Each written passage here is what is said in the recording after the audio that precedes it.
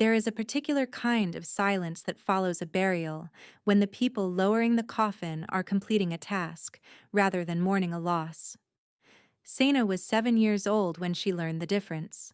She stood at the edge of two graves dug side by side at the outer boundary of Ashvale Pack's territory, not in the sacred burial ground near the settlement's center, where wolves of rank and name were laid to rest, but out here, where the grass grew in patches and the forest pressed close, and the ground was too rocky for anything to take proper root.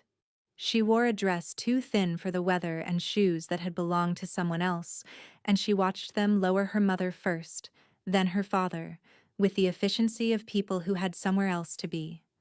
The Alpha did not come. He sent a lesser beta named Corvin, who said the correct words in the correct order with the correct pauses, and then placed his hand briefly on Sena's shoulder, the touch of obligation rather than grief, and told her that arrangements had been made, that she would be placed in the castle's servant quarters, that she would be fed and housed in exchange for work, that the pack took care of its own. The pack takes care of its own. Sena had looked up at him when he said that. She had thought, with the clarity grief sometimes gives children before they learn to soften the edges of truth. But they are not taking care of my parents. My parents died for this pack, and are being buried at its edge like things left behind. She did not say this. She nodded. She watched them finish. She walked back to the castle behind Corvin's horse because no one thought to offer her a seat. That was 16 years ago. She was 23 now, and the castle of Ashvale was the only world she had ever known. She knew every room, which floorboards groaned, which doors needed lifting before they would close, which corridors held cold even in summer, and which ones smelled of damp regardless of the season. She knew her place in it with the same precision. A maid, a good one, possibly the best in the castle, though no one said so because saying so required acknowledging her, and acknowledging a servant was not something the people of Ashvale Castle did with consistency. She moved through rooms like water through cracks. Present, necessary, invisible. She had one friend. Dessa, 21, too loud, too quick to laugh, constitutionally incapable of making herself small. And the only person in Ashvale who said Sena's name like it was something to be glad about, rather than a category to be addressed.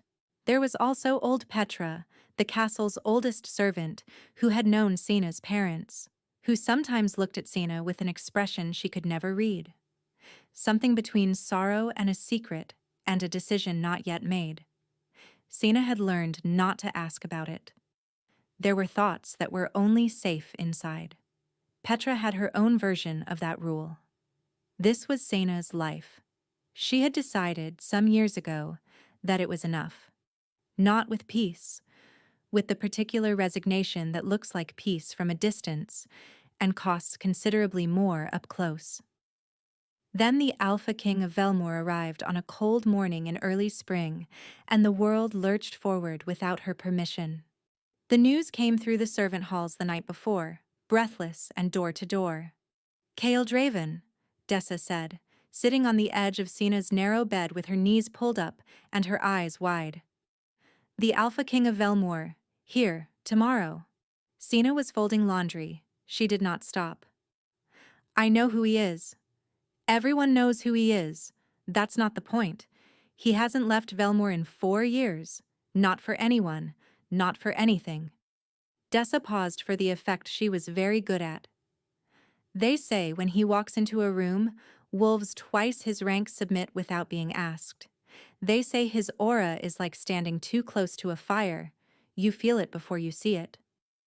"We are servants," Sena said. "We won't be in any room he walks into." Dessa made a sound that was not quite agreement.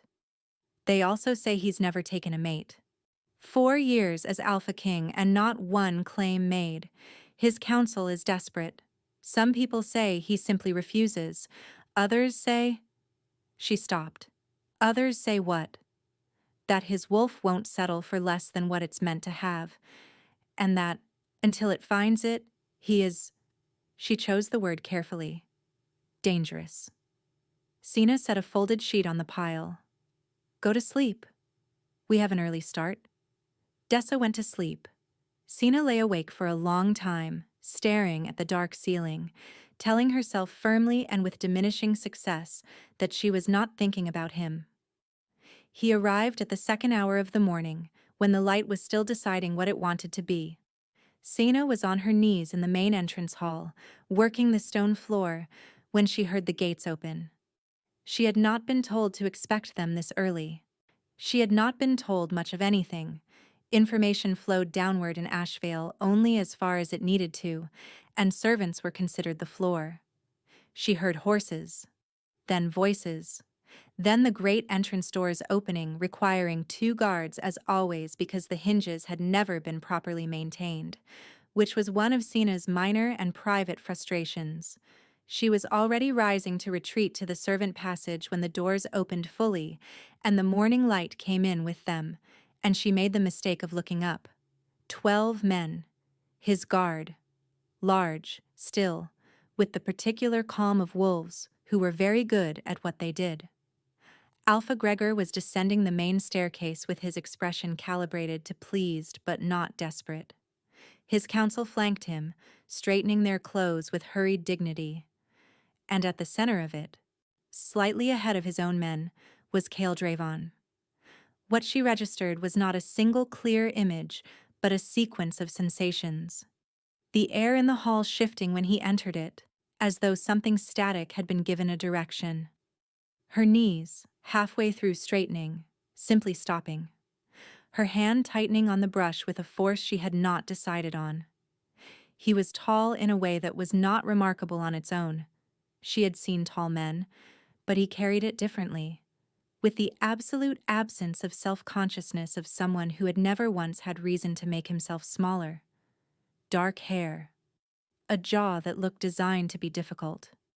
A mouth set in a line that said, I am here because I determined it necessary, not because I was invited. He wore traveling clothes, dusty from the road, and appeared completely unbothered by this. A man who did not perform.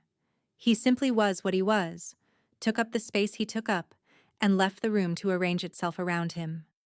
Alpha Gregor reached the bottom of the staircase with his hand extended. Cale Dravon shook it with the efficiency of someone completing a formality.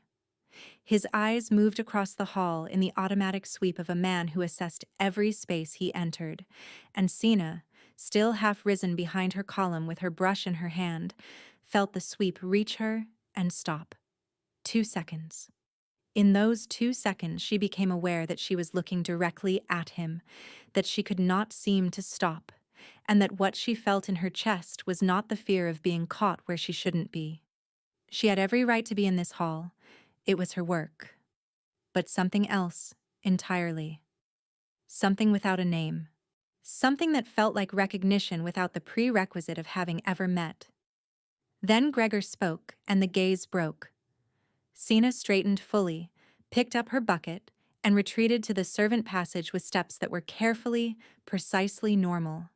She told herself, walking the narrow corridor with only the sound of her own footsteps, that it had meant nothing. A man had glanced at a servant. This happened. This was a thing that occurred and had no significance. She believed herself almost completely. She was assigned to the corridor outside the Alpha King's chambers. Not inside. The senior maids handled that. But the corridor itself, the sconces, the floor, the small table where fresh water and candles were kept stocked. Proximity without presence. She was good at that.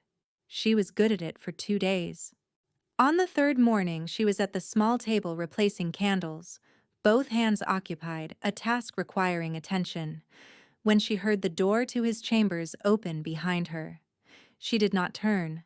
Procedure. Servants did not turn at sounds unless directly addressed. She heard footsteps. One set, unhurried, moving toward the window rather than the staircase. Someone who had come out without a destination, simply needing to move. She finished the first candle, started the second. You're the one from the entrance hall. The voice hit her like the sight of him had, from an angle she hadn't prepared for, with force disproportionate to its volume. Low, direct.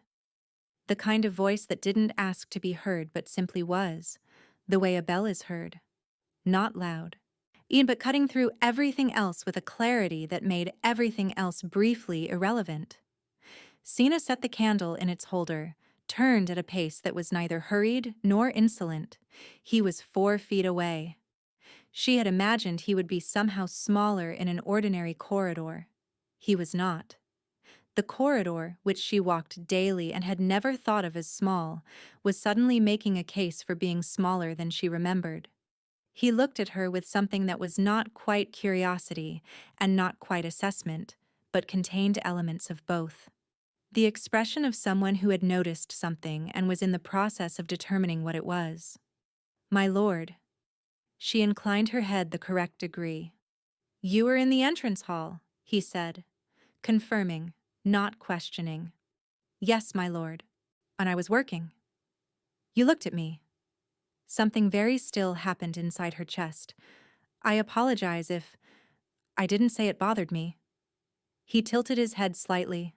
A small, almost animal movement. The tilt of someone reading information through senses most people didn't consciously use. "I said you looked at me. Most people in this castle are working very hard not to." Sina kept her hands at her sides. She was aware of them, aware that the instinct to fold them or busy them with a task was strong, and she was resisting it, because still hands read as calm even when the person they belonged to was not. "Is there something I can bring you, my lord? The kitchen's—" "What's your name?" The question landed without ceremony. Most people of his position didn't ask. They used girl or you or the particular nothing that served the same purpose. "Sina," she said. He repeated it, not testing, not tasting, simply placing it. And the way he said it made something happen in the center of her sternum that she had no adequate description for. "How long have you been in this castle?" 16 years, my lord." Something shifted in his expression. Barely. She wouldn't have caught it without watching. "You were a child." "I was 7. Your family?" "Dead," she said. She said it the way she'd learned to. Cleanly, without apology, without the hesitation that invited sympathy she didn't want from people who hadn't earned the right to offer it. "They served this pack. Died in service to it. I was placed here afterward." The silence that followed had a quality she couldn't immediately name, something between gravity and attention, as though he were weighing what she'd said not for its social implications but for its actual content, for what it meant, what it cost. And the pack acknowledged that? Their service? She met his eyes for precisely 1 second longer than she should have. "My lord is standing in the castle of the Ashvale pack. He is better positioned than I am to assess their practice of acknowledgement." The silence after that was different. And then, she would remember this with a vividness that surprised her. The corner of his mouth moved, not a smile, the beginning of the consideration of one, as though the muscles involved had responded with some uncertainty, not having been called upon recently. "Indeed," he said, dry and quiet, containing something she couldn't fully identify. He looked at her one more moment, and in that moment she had the feeling of being the only thing in his field of vision, not watched, found, as though he had been looking without knowing he was looking, and had arrived at it unexpectedly, and was in the early stages of understanding what that meant. Then he turned and walked back toward his chambers. The corridor returned to its normal dimensions. Sina stood beside the small table with her hands still at her sides and the second candle still not finished, and told herself, with great firmness and very little success, that she was reading significance into the ordinary behavior of a bored man. She finished the candle. Her hands did not tremble. They obeyed, almost completely. Dessa found her at lunch. "You have the face you make when something happened and you've decided it didn't," Dessa said, sitting across from her with a bowl of something hot, and the expression of someone who had already decided she was going to find out what it was. Sina told her, concisely.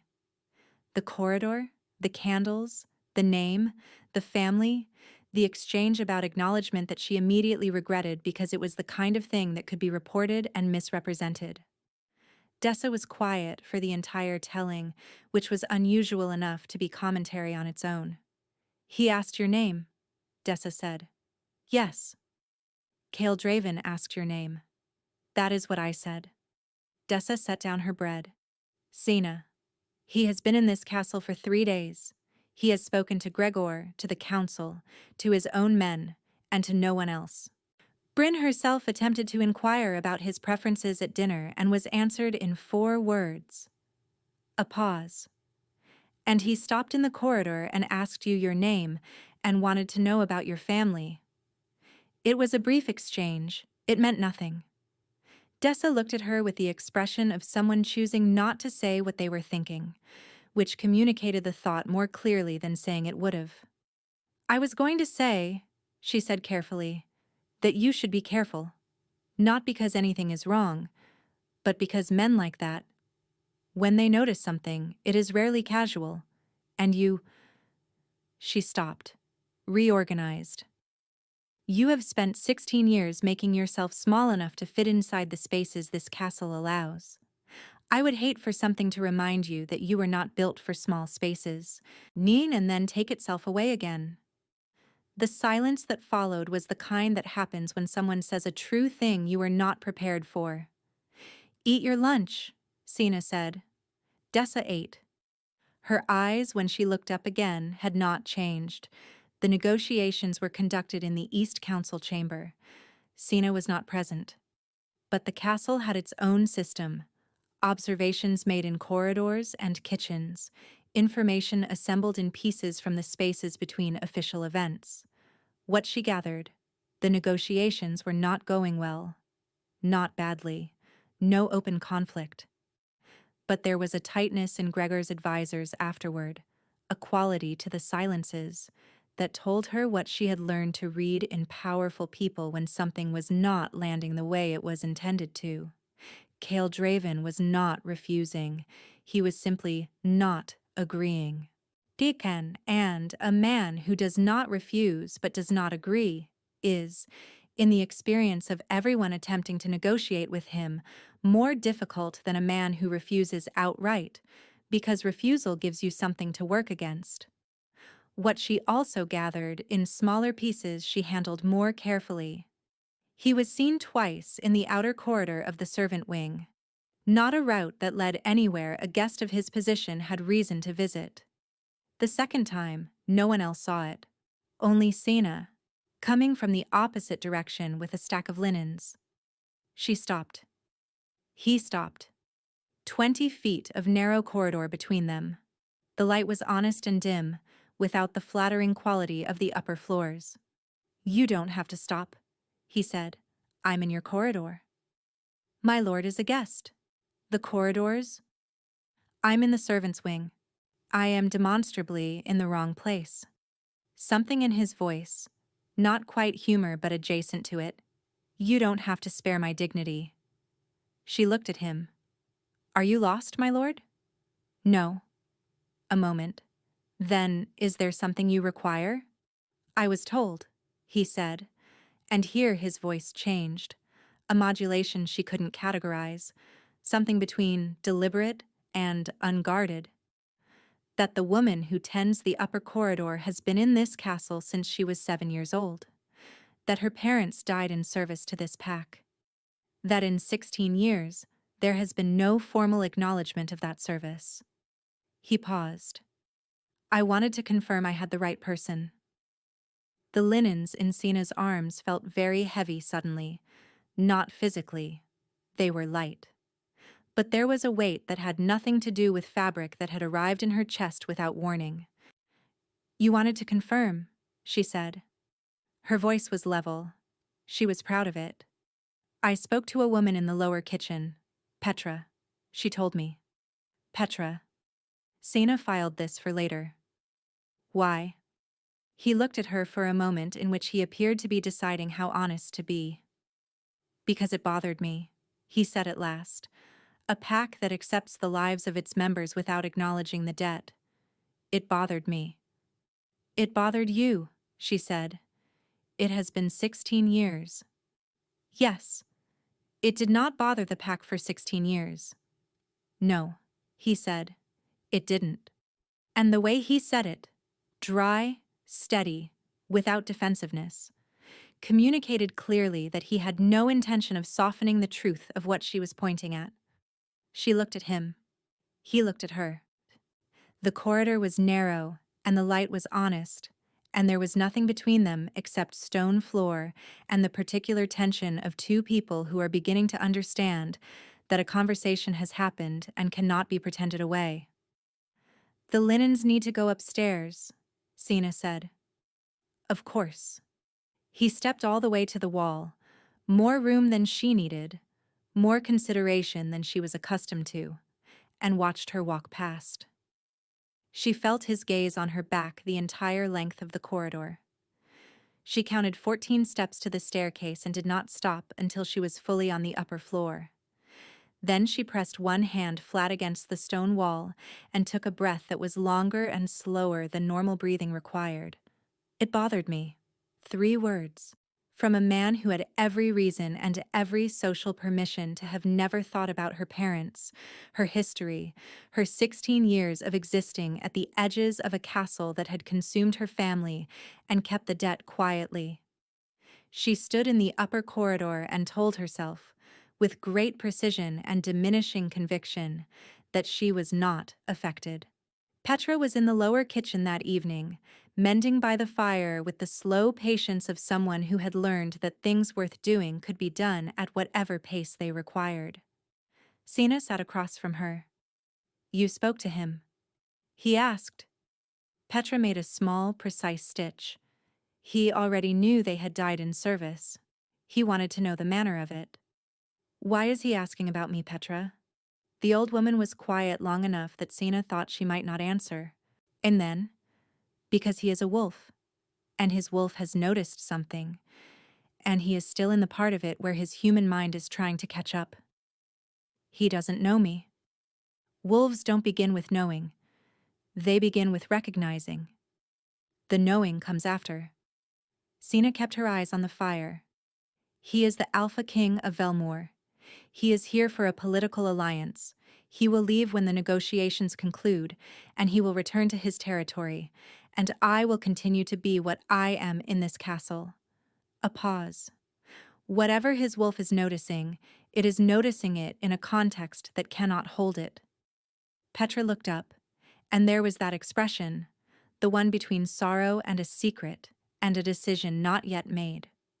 Your mother, Petra said something similar once, when she was young, before she understood what she was. Sina looked at her. What she was? Petra held her gaze for a moment, then looked back at her mending. It is not my information to give. It was never supposed to be mine at all. But there is someone who owes you it, and I think the time for owing is ending. Petra. Not tonight, the old woman said, with a gentleness more unsettling than firmness would have been. Soon. There are things that need to arrive in the right order. A stitch. Go to sleep. Tomorrow will require you to be rested. Sina went. She did not sleep for a long time. On the 5th day of his visit, Kael Draven did something the castle would talk about in lowered voices for weeks. Before the morning meal, he turned to the servant placing the water jug at the end of the table and asked, by name, that the woman named Sina be given the morning off from her corridor duties. The servant told Bryn.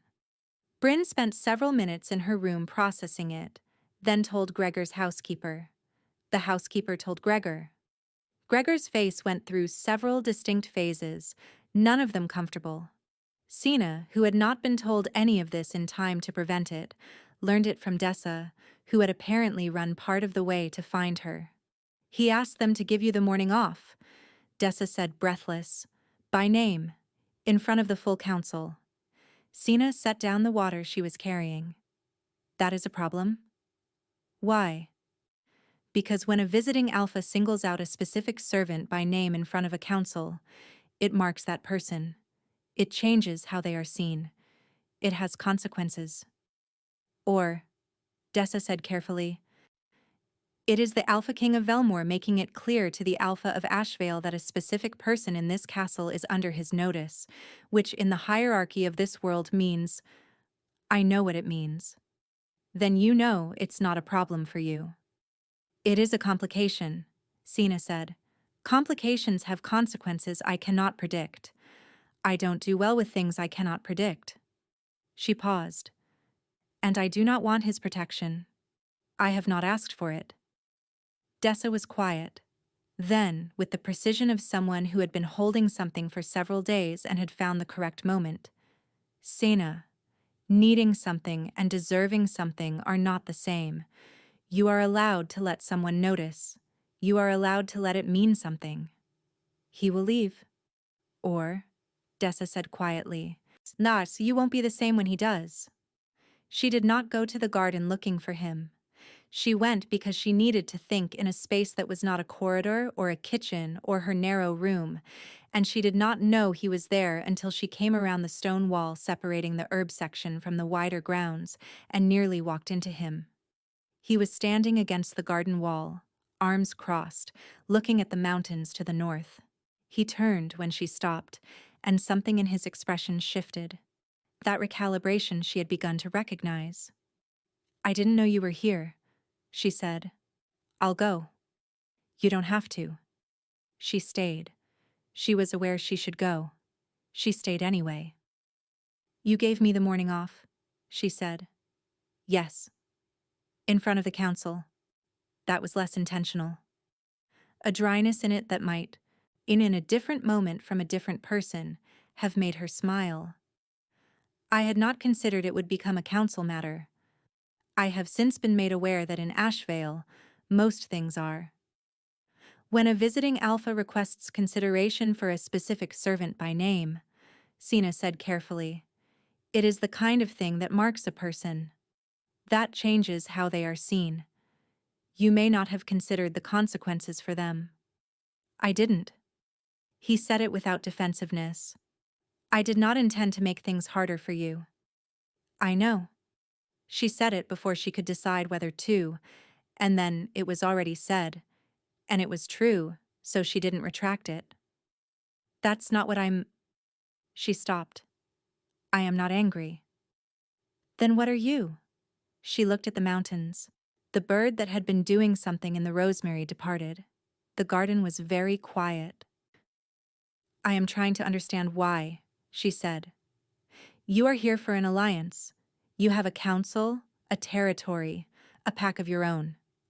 I am a servant in the castle where you happen to be a guest. I am... She paused, searching. Irrelevant to every reason you came here. He looked at her for a long moment, and then he said something she was not prepared for. My wolf has not been quiet since I walked through those doors. The directness of it was startling, not inappropriate, simply true, stated with the particular courage of someone who has decided that indirectness costs more than it's worth. In 4 years, I have walked into a great many rooms and conducted myself with admirable composure. I have done it because that is what I am, what I made myself into. Because the alternative was not safe for the people around me, and I understood that, and chose accordingly. He paused. I walked through the doors of Ashvale, and I saw you across an entrance hall at the second hour of the morning, and my wolf recognized something before I had vocabulary to know what it was recognizing. Sina was very still. I tried to convince myself it was admiration, he continued, quieter now. Respect for your determination. But tonight, when I saw you standing there exposed like that, he stopped himself. I suspected Cedric would... He caught it. Reorganized. I suspected you would be left exposed again, and I could not allow that. A pause.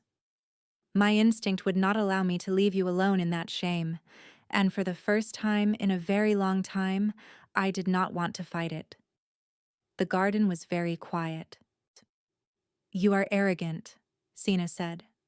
She said it not unkindly, the observation of someone making note, not an accusation. "You are accustomed to wanting something and having the world arrange itself accordingly. You came to this garden, I came to this garden, and you are treating it as confirmation rather than coincidence." He looked at her, and for the first time, something genuinely surprised crossed his face. Not the beginning of a smile she had seen in the corridor, but actual surprise. "Yes," he said. "That's accurate." She had not expected him to agree. The agreement did something to the structure of her argument in a way she was not entirely pleased about. "Then you understand why I am being careful." "I understand it. I don't know yet whether I agree with the conclusion you've drawn from it." He looked at her with that directness she had stopped trying to look away from. "But I am not going to press you. If you choose to treat what has happened between us as irrelevant, I will not contradict you publicly." A pause. "Privately, I reserve my position." "That is still arrogant," she said. "Yes," he said. "I'm aware." This time, despite everything, despite the 16 years and the careful architecture and the practical impossibility of what was happening, the corner of her own mouth moved. She left the garden before he could see what that meant. He saw it anyway. She found Petra alone late that night, the kitchen emptied, the fires banked. The old woman was not mending. She was simply sitting, hands in her lap, eyes on the embers, waiting. Sina sat across from her. "You said soon." Petra looked at her. In the low light she seemed both older than usual and more present, less like a small woman in a servant's kitchen and more like something that had been occupying this particular chair for a very specific moment. "Your mother's name was Lyrian," Petra said. "You know this." "Yes." "You know she came to Ashvale when she was 19, from the Western Territories. That she met your father here, and both of them served this pack until they died." She paused. "What you don't know is where she came from before the Western Territories, what she was before she decided to become someone who served." Sina was very still. "Your mother was born in Velmore," Petra said, "to the bloodline that held that territory for 6 generations before the current ruling family took the seat. And the old bloodline, displaced when Cale Draven's grandfather consolidated power across the northern packs. Your mother was the last living heir to that bloodline. She fled when she was 17. Spent 2 years in the Western Territories building a new history for herself. Arrived here and became a servant and married a man who loved her and told no one." Another pause. "She told me because she needed someone to know, in case something happened to her." She held Sina's gaze. Something happened to her. The fire crackled. Sina did not speak. "You carry that blood," Petra continued. "It is why you have never shifted. The bloodline your mother came from does not shift in the usual way. Their wolves come differently later, and only when the bond that triggers them is found. They are wolves of recognition, not of age." She met Sina's eyes. "It is why, I believe, a man who has not been unsettled by anything in 4 years was unsettled the moment he walked through those doors." The silence lasted a long time. "She never told me," Sina said. Her voice was, to her own surprise, level. 16 years I have been in this castle, and she never—" She stopped. "She died for a pack that didn't know what she was. She died without telling anyone." "She died protecting you," Petra said softly. "By being no one. By being a servant with no history and no claim. She kept you safe, the only way she knew how. By letting me believe I was no one too. By letting you be small enough to be invisible," Petra said, "in a castle that eats what it can see." Sina looked at the embers. She thought about 2 graves at the edge of a territory. Una about 16 years of corridor floors and folded linens and making herself precisely the size of the space she was given. She thought about a man in an entrance hall who had stopped moving, and what it meant now that she understood differently. He comes from the family that displaced hers, Sena said. Yes. His grandfather took the territory that should have been hers. Yes. And his wolf recognized me. Blood recognizes blood, Petra said. Even blood that was taken. Perhaps especially blood that was taken. She reached across and placed one small dry hand over Sena's. What you do with this knowledge is yours to decide. It was always going to be yours to decide. Your mother made sure of that. In the only way she could. Sena sat with Petra until the fire went fully out. She did not cry. And the truth was too large and too complicated for any single emotion to organize it yet. She felt the shape of a life that had been different from what she was told. She felt her mother's face, which she had spent 16 years trying to remember precisely and never quite managing. She felt the particular vertigo of understanding that the ground she had been standing on was different ground than she had thought. And underneath all of it, in the place where she kept the things that were only safe inside, something that was less like revelation and more like recognition. A piece of herself shifting slightly into a position that finally made sense. She walked back to her room in the dark.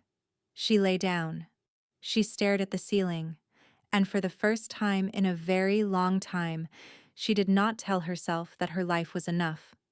She let the truth of what she now knew exist in the room with her, taking up whatever space it needed, and breathed around it until morning came. She did not seek him out.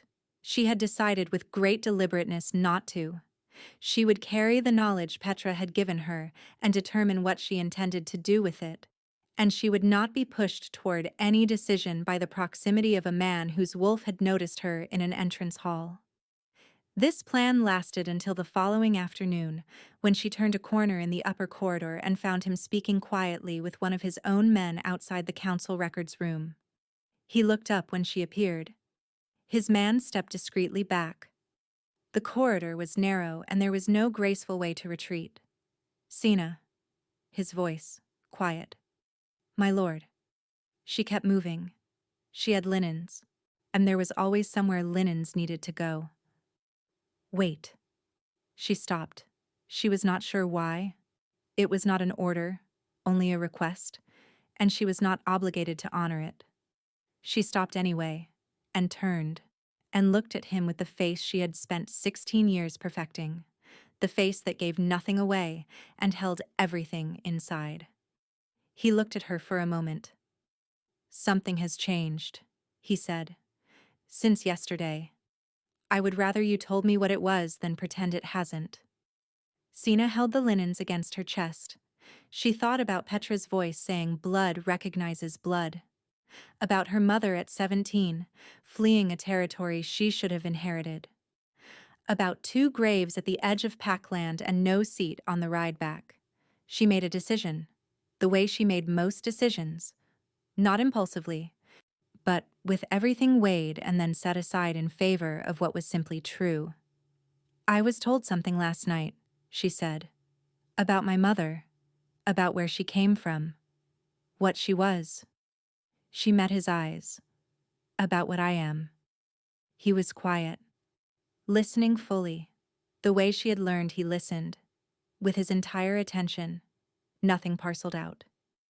So she told him. Standing in the corridor with the linens in her arms and the afternoon light coming through the window at the end of the hall. She told it cleanly, without performance, and she watched his face while she told it. The attention deepening, the jaw tightening, something moving at the back of his eyes that was difficult to name. When she finished, he was quiet for a long time. My grandfather, he said finally. His voice was careful in a way it hadn't been in their previous conversations.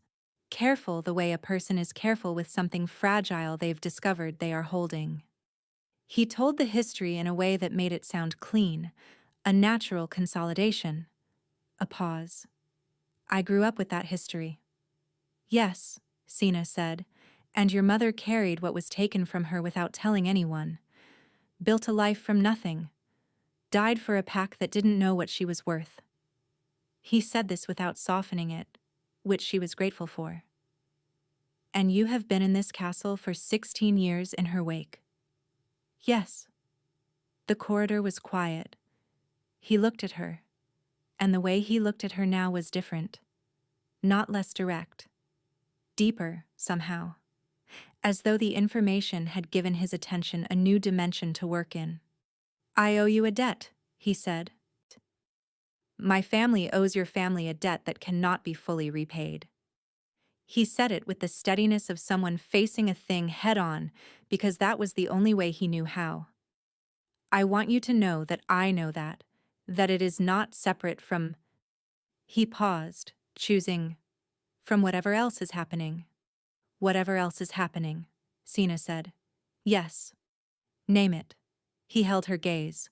My wolf recognized you the moment I walked through those doors. It has not been quiet since. It has been... He searched.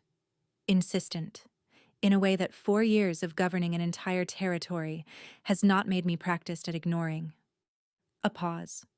I believe you already know what that means. Petra suggested it. Sina said. And? She looked at him for a long moment. She thought about the architecture she had built. The careful, if functional structure of her life within the available dimensions. She thought about Dessa saying you were not built for small spaces. She thought about her mother choosing smallness so that her daughter could survive. Not so that she would never choose otherwise. You are arrogant, she said again.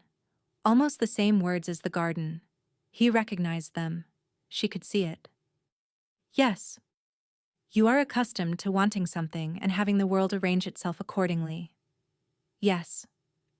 This would not be that. No. He agreed.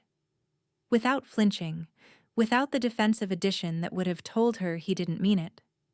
She was quiet for a moment. Then, my mother spent her life being smaller than she was for the sake of someone she loved. I spent 16 years doing it because there was no other option. She paused. I am not going to spend whatever comes next doing it by choice. I wouldn't ask you to. You don't know yet what I am, she said. Not really. You know a history and a bloodline and a wolf that hasn't woken yet, and a woman in a corridor with linens in her arms. You don't know the rest. No, he said. I don't. That's what I'm asking for. The chance to. The corridor. The linens. The afternoon light. His eyes on hers with a directness she had stopped trying to look away from because it was taking more effort than it was worth. She shifted the linens in her arms. An adjustment, practical, the movement of someone who has been holding something a long time and is rearranging the weight. These need to go to the 3rd floor, she said. I know. You could walk with me, she said. If you wanted. Something happened in his face. That full, unguarded thing that had first appeared in the garden. Genuine surprise in a man not accustomed to being surprised. Yes, he said. I could. They walked to the 3rd floor. He reached for the linens halfway up the staircase without asking, and she let him take them without arguing, because it was not pity. It was simply someone near enough to help who saw no reason not to. The staircase was narrow. The linens were transferred without ceremony. They walked the rest of the way in a silence that was not the silence of people with nothing to say, but the silence of people with too much, deciding where to begin. The negotiations concluded on the 9th day. Sina knew before it was announced. From the quality of the silences in the council wing, from the movement of advisors, and from the expression on the face of Gregor's senior man passing her in the corridor, with the look of someone who has arrived somewhere, he was uncertain he would reach. The alliance had been agreed, military backing from Velmore for Ashvale's eastern border disputes in exchange for trade access through the mountain passes. Terms more favorable to Ashvale than anyone had expected, given the reputation of the man they were negotiating with. His own counsel appeared somewhat bewildered. Gregor was in the state of a man who has gotten what he wanted and is waiting to discover what it cost. That evening, Gregor summoned Sina. In 16 years, he had spoken to her perhaps 4 times. The accidental speech of a powerful man briefly in proximity to someone he addressed as a category. She had never been sent for. She went to his study with the stillness of someone walking into a space they've been warned about without knowing specifically what to expect. The study smelled of old wood and ink, and the staleness of rooms where important conversations had accumulated over many years. Gregor was behind his desk, his senior advisor present. No one else. Gregor looked at her with the expression of a man made uncomfortable and managing it by being impressive. He was not unintelligent. She had never thought so. He had the practiced authority of someone who had held his position long enough for it to sit naturally on him. But underneath the authority was something she recognized in powerful people who had been recently made aware of a complication they had not foreseen. "You are the daughter of Bren and Lyrian," he said. He said the names as though he had recently been reminded of them. "Yes, Alpha. Your parents served this pack and died in service to it." "Yes, Alpha." He looked at her for a moment. "I am told that Alpha King Dravon has shown particular interest in your situation. I want you to understand that whatever attention a visiting Alpha has shown you, the implications—" "Alpha Gregor." She heard her own voice say it, steady, with a calm that came not from absence of feeling, but from the presence of something that had clarified overnight. "With respect, my parents gave their lives to this pack. I have given 16 years of service. You have provided shelter and work, for which I am grateful, and nothing else.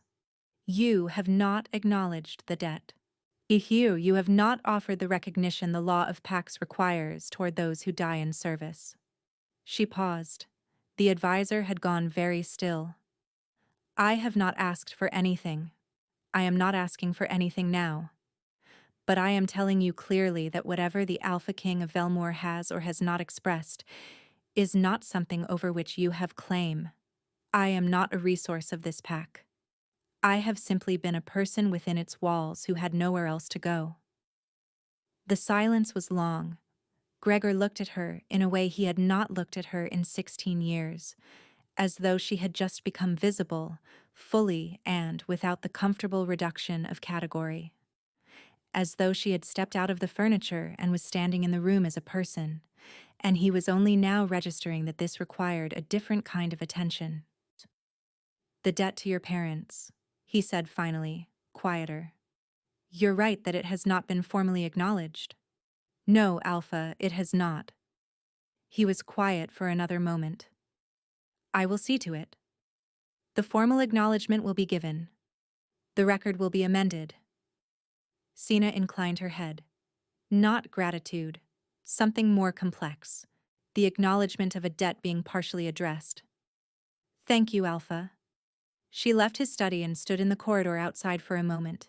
Her hands were completely still.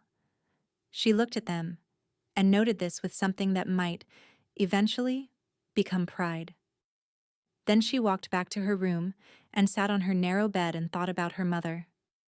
About a woman who had fled with nothing and built something from it, who had chosen silence as protection and paid for that choice with everything, who had died at the edge of a territory she had served without ever letting anyone see who she truly was.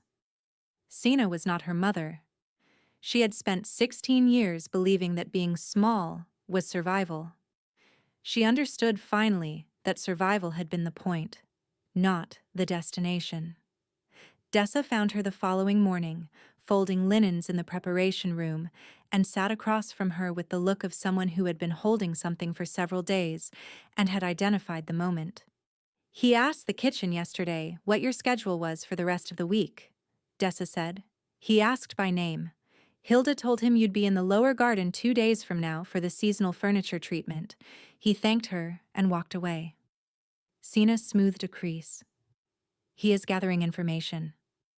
"He is planning to be in the lower garden," Dessa said. 2 days from now. Sina set the linen on the pile. At what point? Dessa said, with the precision of someone making an argument she knew would be resisted. Does the evidence become sufficient? The corridor, the garden, the walk to the third floor, the linens, the morning off, given in front of a council. She held Sina's gaze. At what point do you decide that what is happening is real, and that real things are allowed to change your life, and that accepting a thing is not the same as being naive about it? Sina looked at her. I am afraid, she said. She said it the way she said things that were true and cost something, without apology, without softening. I have built something here. It is small, and it is not what I would have chosen, but it is mine. And if I allow myself to want something larger, she stopped. If it turns out to be what it looks like from the outside, a powerful man in a castle who found something novel and will leave when the novelty concludes, then I will have allowed myself to believe I deserve more than this castle gives me, and I will have no place to put myself when I turn out to be wrong. The silence that followed was the kind that happens when someone says a true thing about themselves that they have been carrying alone for a long time.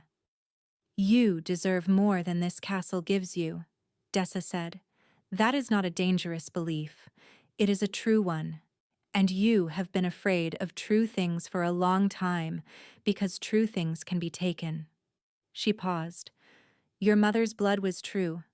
They took her territory. She made herself small. And you are still here. And the blood is still in you. Wine, and it found its way to the one person in the world whose wolf would recognize it. And you are telling me the dangerous thing is believing that's real. Sina looked at her for a long moment. Then she picked up the next linen and finished folding it and set it on the pile and said nothing. But something had shifted. Dessa could see it. The small adjustment of someone who has been standing at an angle and has moved a degree toward center. Not surrender. Not decision. The preliminary movement of someone preparing to make one when she is ready. Dessa said nothing more. She simply picked up her own linen and they worked in silence until the pile was done. The lower garden, on the scheduled afternoon, was pale and gold with early spring light that had not yet committed to warmth, but was making a case for it. The stone furniture, 3 benches and a table older than anyone could remember, sat in the weak sun, and Sina worked them with brush and solution, getting into the corners the way she always did. Methodically, without hurry. She heard him before she saw him, not his footsteps. He moved quietly for a man of his size, with the silence of someone for whom being heard before being seen had historically been a disadvantage. She heard the change in the quality of the air. The garden, already quiet, becoming quieter in a specific way. She finished the corner she was working on before she turned. He was at the stone archway, looking at her the way he had been looking at her since the entrance hall. The way that had started to feel less like being watched and more like being accompanied. The negotiations are concluded, she said. Yes. He came into the garden, not toward her specifically, but into the space generally. The way he moved into rooms, simply arriving. He sat on one of the benches she had not yet reached. I spoke with Gregor this morning. About the alliance, and one other matter. He looked at her. I asked him to provide the formal acknowledgement of your parents' service, in writing, with the pack seal. I spoke to him myself, she said. I know. He told me. Something moved in his expression. Not quite pride, something adjacent. The look of a person who has seen another person do something they were glad to see. He said you walked into his study and addressed him directly. A pause. He seemed surprised. He seemed like someone who had not thought carefully about something he should have. Yes. He held her gaze. He also seemed like someone paying attention afterward. She set down her brush. Stood fully. I went to Petra after you walked the corridor with me, she said. She told me about my mother, and you went to Petra the following morning. She told me the same thing. She wanted me to know before you did, so that I could decide whether— He paused. Whether it changed what I was here for. And did it? No. Not quickly. Not with the manner of reassurance. The single syllable of someone who has already examined the question and found the answer settled. It explained things. It gave the name my wolf had been reaching for. But what I am here for was determined before I knew any of it. He paused. I want to be honest with you about the debt my family owes yours. It is real. It is substantial. And it is separate from what I am asking. What are you asking? She said it plainly. She was done being oblique. He looked at her for a long moment. In the garden light, with the stone bench behind him and the mountains visible over the wall, he looked. Not smaller than he had in the entrance hall, but more real, more present, as though the official context had been a frame that was finally unnecessary. I am asking you to come to Velmore, he said. Not as a servant, not as a political asset, not as something owed or arranged. He held her gaze. I am asking you to come and learn what you are outside of this castle, to have time to discover what your wolf is when she wakes, to meet my counsel as someone they answer to rather than someone they overlook. A pause. I am asking you to let me know you, and to know me. Without the ceiling, this castle puts on both of those things. Sina was quiet. The garden was quiet. You said you were arrogant, she said. I am. You said you were accustomed to wanting something and acquiring it. I am. This is different. I am not something to be acquired.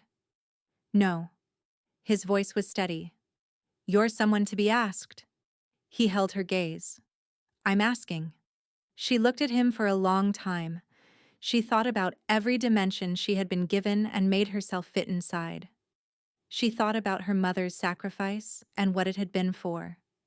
She thought about Dessa's voice and Petra's, and the night she had sat by a fire and let the truth of herself take up whatever space it needed.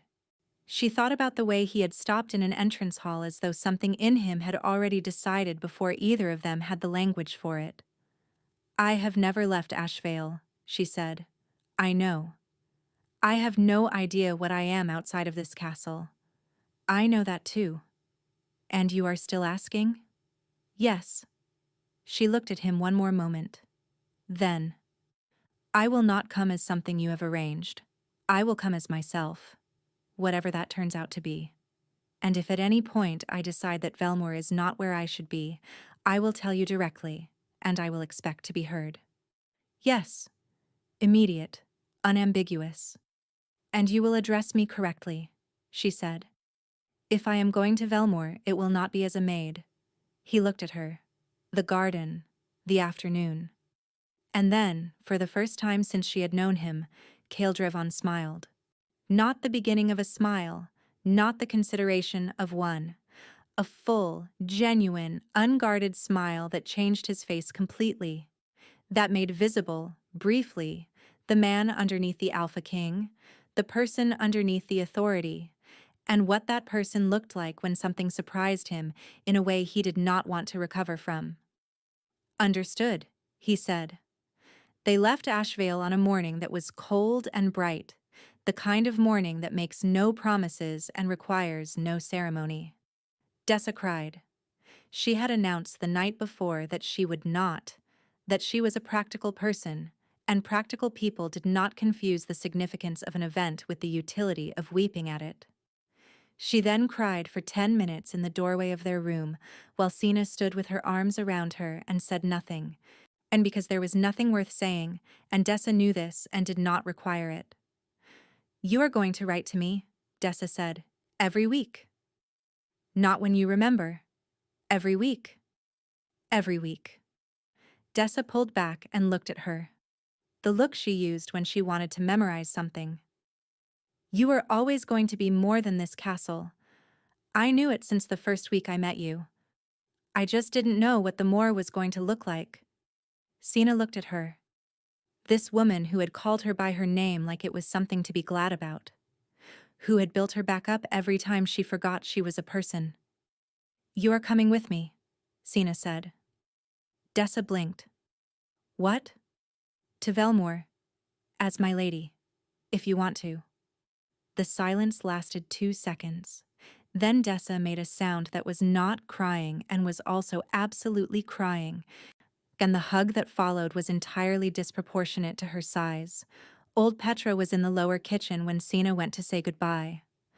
The old woman looked at her with eyes that had been keeping a secret for 16 years, and what was in them now was not the sorrow and held knowledge of before. Something lighter. A person who has been carrying a weight for a long time and has finally set it down in the right place. Your mother would have... Petra stopped. Started again. Your mother made herself small because she loved you. She would want you to know the smallness was never meant to be permanent. It was meant to keep you alive until you were ready. She reached up and touched Sina's face with one small dry hand. She would be very proud. Sina stood with the old woman's hand against her cheek for a moment. She held the feeling, large and complicated and full of her mother's face, without flinching, because she had decided she was done flinching from things too large to look at directly. "Take care of yourself," she said.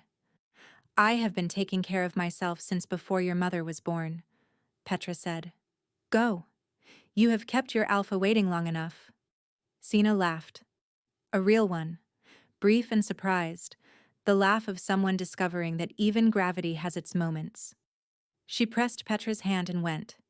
Kale was at the gates with his guard and a dark bay horse standing beside him that had not been part of the original arrival.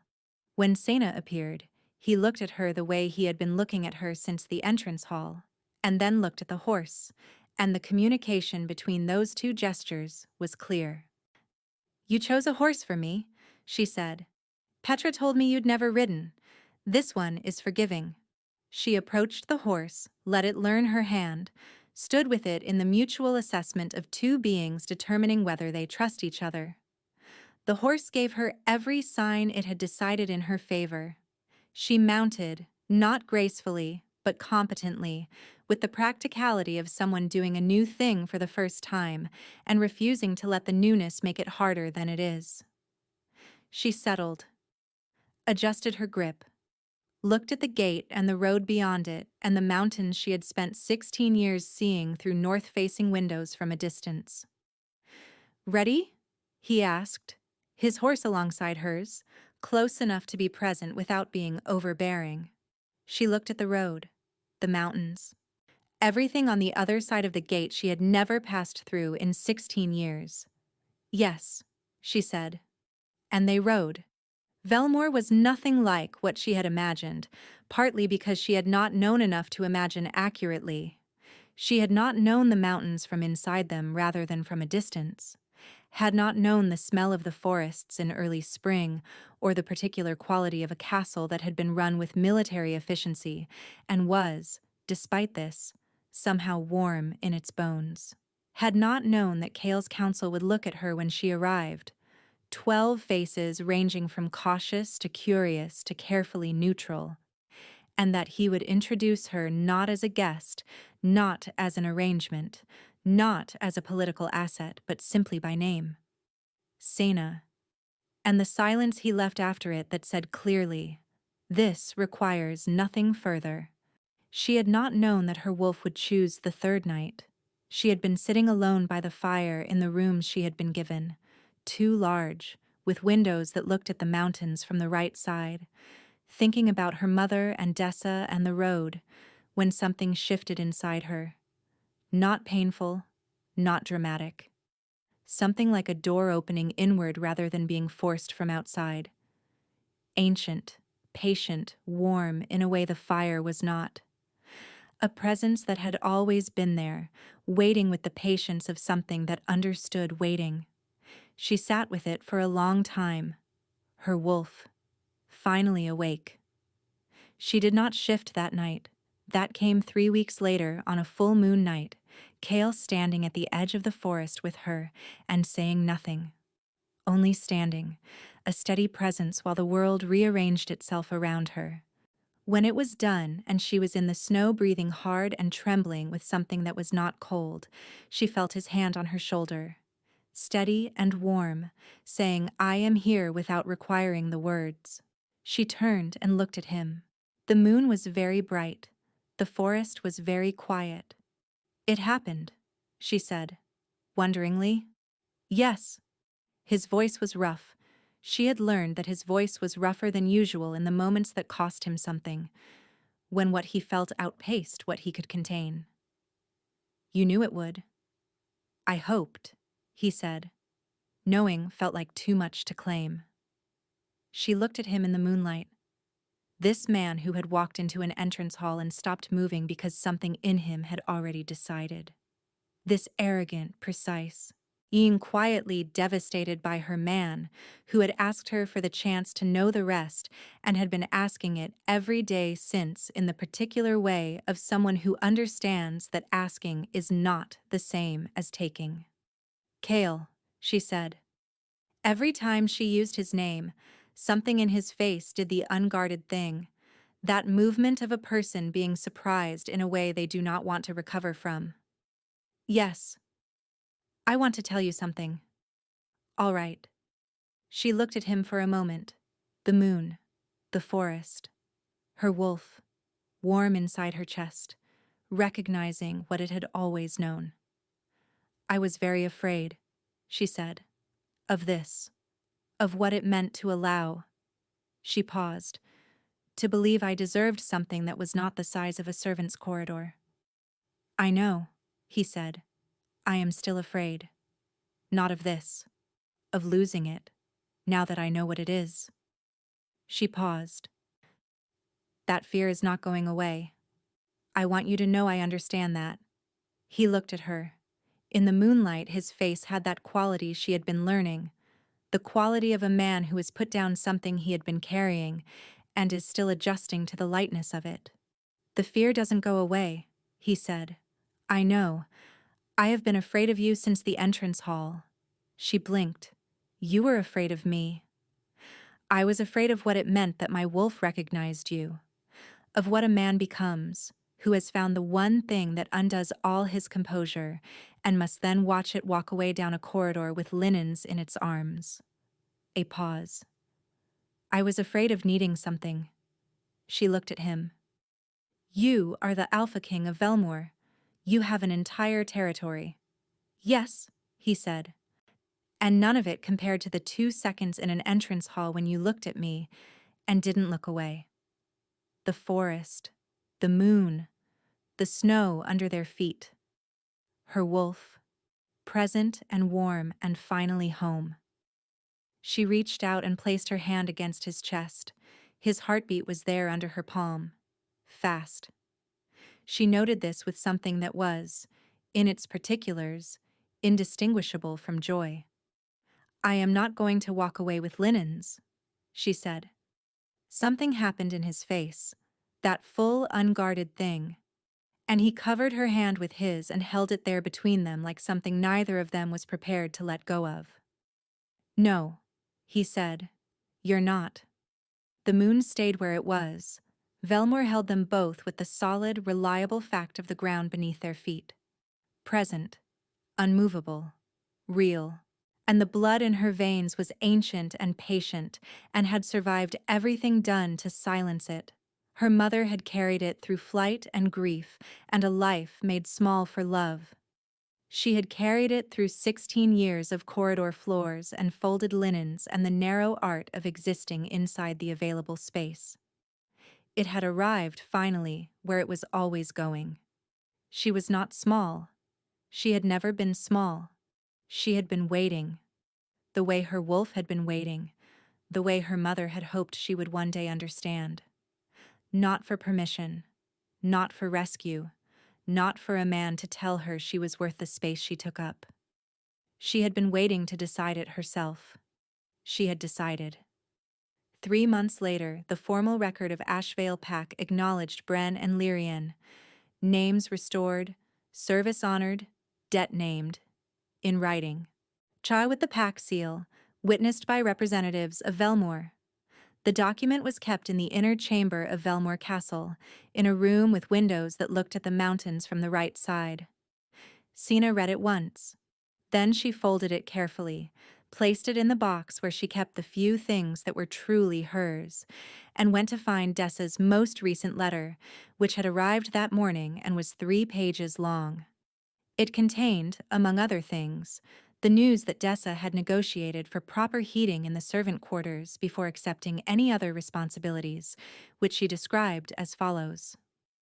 I said nothing for 20 minutes and simply waited. You would have been proud. I was very still. Sina read this and laughed. A full, genuine, uncontained laugh. She wrote back that afternoon. The letter was 4 pages.